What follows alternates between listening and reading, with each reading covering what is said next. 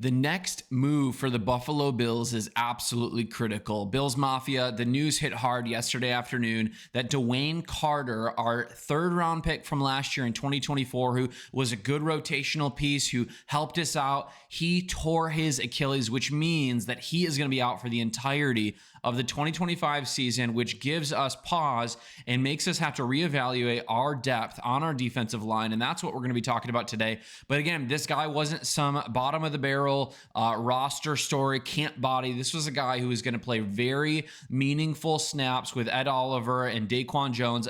And is a rotational piece with them in our defensive line. And again, he was a third-round pick last year. He played both one-tech and three-tech for us. We'll talk about what that means in a little bit, but that he had the kind of flexibility that gave us power throughout the season, and he was a safety net for us, but now he's gone. And don't forget, we've already known for a while that Ogunjobi was going to be out for a while, and so with the PED suspension that he has, he's not back until week 7, and so we've got at least 6 weeks here where we're down 2 players who should have been rotational pieces to start the year. In his absence, Ogunjobi's absence was manageable with Carter's presence, but now with Carter out, it turns a bruise into a fracture, and now Brandon Beane and Sean McDermott going into week 1 are going to have to make some decisions, and so their next move is absolutely critical. We've got 2 proven guys on our defensive line that are going to play meaningful snaps, that are going to probably get the wind knocked out of them or something here because of how many snaps they're playing early on. But we've got Ed Oliver in the 3-tech, which means he's lining up right outside the guards, but then also Daquan Jones right over the center, or right outside the guards, who's going to anchor the middle of the defense. So Ed Oliver and Daquan Jones are going to be great, but everyone else are pretty much unproven rookies, practice squad vets, or free agents waiting for a phone call. We're going to break down what that next move could be and what I think it will be. But this is where I want to talk a little bit about here. Just a couple quick football notes. The 1-tech is the defensive lineman that covers up the center and plugs the A gap, which is anywhere right on the side of the center, on the left side or the right side. And that is the guy who is Daquan Jones. He's going to eat double teams and try to keep linebackers clean by plugging the holes. But then a 3-tech defensive tackle lines up on the guards outside shoulder in the B gap, and he's the playmaker who's oftentimes pushing the pocket up. He's a playmaker. He's exploding upfield. And again, that is Ed Oliver. We hope to see a jump, especially in light of this news, for Ed Oliver going into the season. Hopefully with our edge play, we could see that. But Carter could do both. And because of his flexibility, he gave opportunities for both Daquan Jones and Ed Oliver to sit early on. But who's left, right? And that's where these youngings come in, right? That's where TJ Sanders, who we already talked about before, who's twitchy. He can be an upfield guy, maybe a baby Ed Oliver type guy. He can penetrate, but he's pretty raw in his talent. He gets washed out by double teams because of his size. We talked about this offseason again. He is a guy who his lower body continually needs to be strengthened because he's not playing against college level talent anymore. He's playing against professional football players. But then we've got the big guy, Deion Walker, this 6'6", 340 dancing bear, a man who is like a mountain. He is huge. And his job, kind of like the Daquan Jones, is to clog lanes, but his conditioning and his pad level will be tested immediately in the NFL level, and especially against a pretty strong Ravens offensive line if he gets in there. But then on our practice squad, we've got Zion Log, who was a 6th-rounder last year, picked up by Atlanta, but then we picked him up this year. He's not flashy, but he might get elevated as an inside 1-tech, 3-tech kind of player who you can hopefully trust, maybe not to lose so much, but maybe not to win so much. Maybe a neutral addition early on in the season because of just maybe a body there in the middle. But we've got some other guys, some in-house vets that we got to talk about. We know that we made the practice squad signing of Jordan Phillips last week, which again, maybe historically a Mafia favorite, but but his emotional spark, his spark plays, he knows the system. Those are great things. And he could be elevated for up to 3 games without having any major contractual issues because he's on our practice squad. But again, he's not the long-term fix. But week 1 against Baltimore, while we're trying to figure out maybe a longer-term move, or while we're trying to wait for these rookies, the youngins, to develop a little bit, he could be a critical player early on here. But I want to talk about some of these free agents that I was looking at, and don't get mad at me here. We're going to talk about the guy on the screen in a second, but just three guys that popped up. Quentin Jefferson, a former Bill. Last year he had 5.5 sacks for the Jets. He's cheap. He's familiar. He could mimic kind of Okunjobi's suspended role as a rotational 3-tech. He's not going to be fantastic, but again, he's probably more proven than Zion off of our practice squad, so maybe we get him on a cheaper deal. But then Linval Joseph, very old in the tooth, right? Very long, older guy, but the definition of kind of a stopgap nose tackle veteran, steady, assignment sound, knows the game.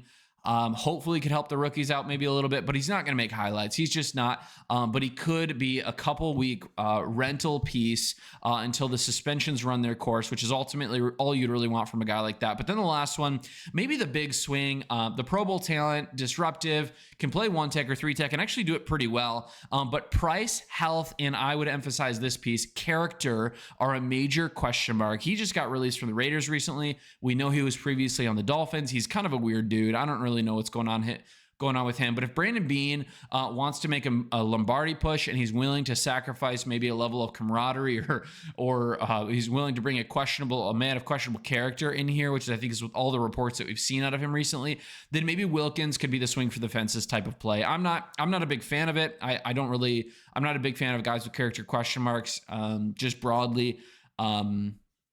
But if that's what we want to do, if that's what Brandon Beane's going to decide, maybe that's ultimately the best move for our team. But hey, so the defensive tackle room looks like this today. We've got the locks of Ed Oliver. Again, we've got Daquan Jones, as we talked about, the rookies, TJ Sanders, Deion Walker. They're going to be great. All four of those guys are going to be consistent. But what does it look like behind them? Is it the Jordan Phillips? Is it the Zion Logue? Is it maybe the Linval Joseph or the Quentin Jefferson, or is it a guy like Wilkins, who's maybe on our shopping list? And that's for Brandon Beane to decide. That's not really for me to decide. But I would think we would make.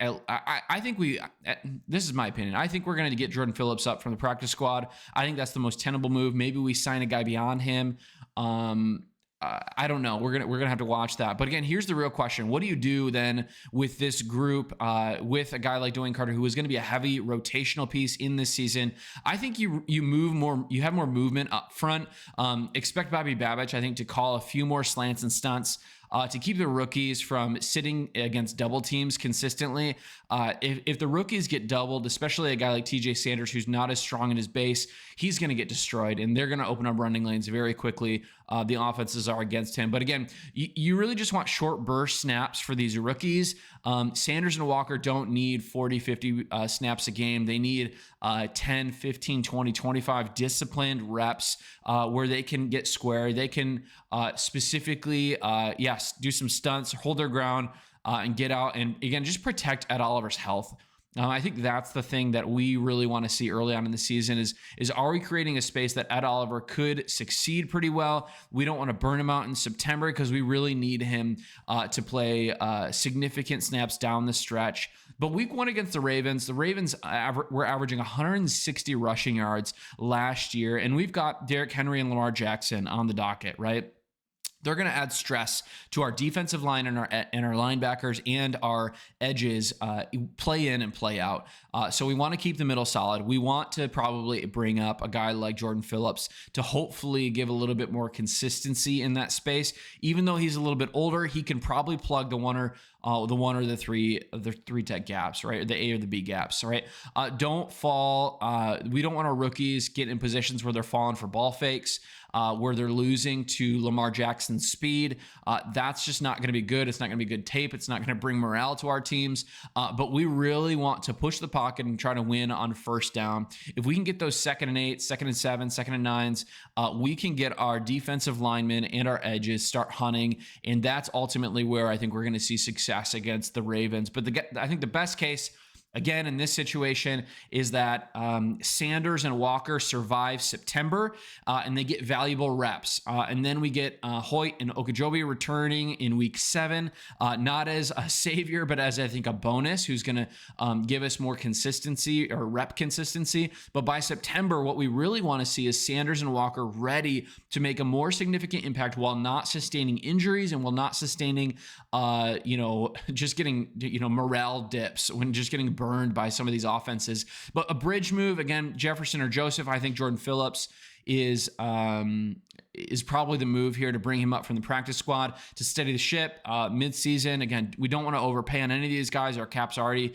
a little inflexible with how much money we've spent this offseason. But again, the all-in swing is a Wilkins signing. Again, big character concerns. I'm not really sure what Brandon Beane's going to do here. But again, somebody who's on the table, somebody who's a free agent, somebody who could come in and could produce, even if he's not necessarily gelling with the team. But again, what do you think as a fan? What do you want to see? Is Jordan Phillips the guy that we want to trust alongside these rookies as the depth pieces going into week 1? Or do you sign a guy like Quentin Jefferson for a cheap fix early on, or call Linval Joseph, even though he's an older guy, to help steady the rotation? Or is it Wilkins? What do you feel about Wilkins? How do you feel about some of his character questions and some of his health questions? But we also just know that this defense, this front 7, should be the absolute heartbeat of the Buffalo Bills defense in 2025. Everyone's talking about the secondary. Everyone's talking about our concerns in the back end. If this front 7 does not hold strong, we might be in for a lot of pain this year. And until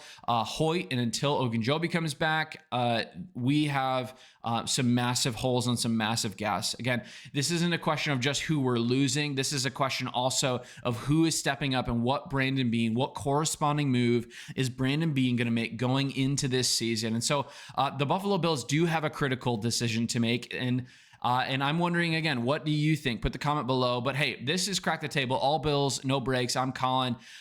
Go Bills. But in the midst of this, hey, we just hit 350 subs this morning. We are a growing channel. We love the comments. We love engaging down below in the comments. So I just set a big, hairy, audacious goal, a little BHAG, if you know what that is. So I just want to invite you, if you're not subscribed to this video, if you're still sticking around watching this, that means you've probably got some level of value or perspective or even joy out of this content. But subscribe yourself, or maybe share with a friend if you're already subscribed. The consistent likes, the consistent comments, they go a long way.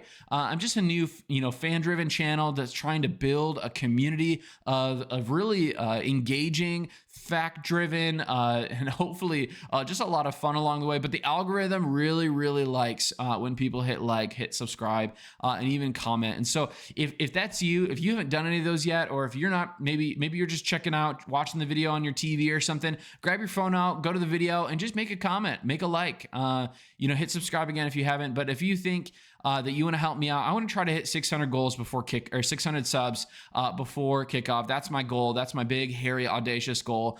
Let's enjoy this weather. Let's get pumped for week 1. We've got a lot of great videos and conversations that we're going to have going into this week coming up. But peace out. Have a good day.